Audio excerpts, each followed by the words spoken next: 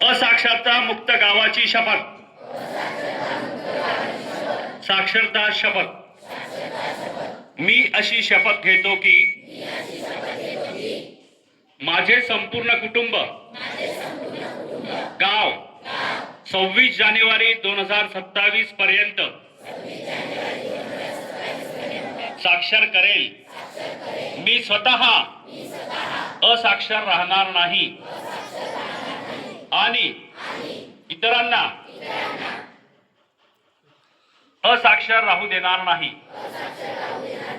मी माझ्या कुटुंबातील सदस्य, मित्र आणि समाजातील प्रत्येक व्यक्तीला वाचन, लेखन व संख्या ज्ञान मिळण्यासाठी प्रयत्न करेल. मी किमान 2 असाक्षर व्यक्ती साक्षर करण्यासाठी प्रचार प्रसार करेल. मुलगा असो वा मुलगी, स्त्री असो वा पुरुष, सर्वांना समान शिक्षण मिळावे यासाठी मी प्रयत्नशील राहील.